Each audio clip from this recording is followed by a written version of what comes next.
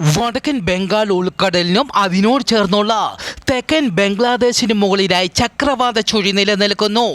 ഇതിൻ്റെ സ്വാധീന ഫലമായി അടുത്ത 24 മണിക്കൂറിനുള്ളിൽ വടക്കൻ ബംഗാൾ ഉൾക്കടലിനും അതിനോട് ചേർന്നുള്ള പശ്ചിമ ബംഗാൾ തീരങ്ങൾക്കും മുകളിലായി ന്യൂനമർദ്ദം രൂപപ്പെടാൻ സാധ്യത.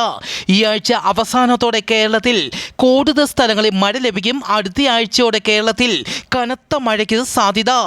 മത്സ്യത്തൊഴിലാളികൾക്ക് ജാഗ്രത. നാളെ ജൂലൈ 15-ാം തീയതി മധ്യ പടിഞ്ഞാറൻ അറബിക്കടൽ, അതിനോട് ചേർന്ന വടക്ക് പടിഞ്ഞാറൻ അറബിക്കടൽ, തെക്ക് പടിഞ്ഞാറൻ അറബിക്കടൽ, സൊമാലിയ, ഒമാൻ തീരങ്ങൾ, തെക്കൻ ശ്രീലങ്കൻ തീരം, അതിനോട് ചേർന്ന തെക്ക് പടിഞ്ഞാറൻ ബംഗാൾ ഉൾക്കടൽ എന്നിവിടങ്ങളിൽ മണിക്കൂറിൽ 65 കിലോമീറ്റർ വരെ വേഗതയിൽ കാറ്റിന് സാധ്യതയുണ്ടെന്ന് കാലാവസ്ഥാ വകുപ്പ് അറിയിച്ചു.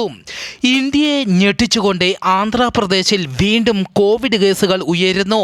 കോവിഡ് ബാധിച്ച് 2 പേർ മരിച്ചു, 8 പേർക്ക് കോവിഡ് സ്ഥിരീകരിച്ചു. സമ്പർക്കം പുലർത്തിയവരെ കണ്ടെത്താൻ പ്രത്യേക സംഘങ്ങളെ വിന്യസിച്ചു. കടപ്പ ജില്ലയിലാണ് കോവിഡ് മരണങ്ങൾ റിപ്പോർട്ട് ചെയ്തത്. 4 വർഷത്തിന് ശേഷമാണ് വീണ്ടും കോവിഡ് മരണങ്ങൾ റിപ്പോർട്ട് ചെയ്യുന്നത്. സംസ്ഥാന സർക്കാർ അതീവ ജാഗ്രത പ്രഖ്യാപിച്ചു.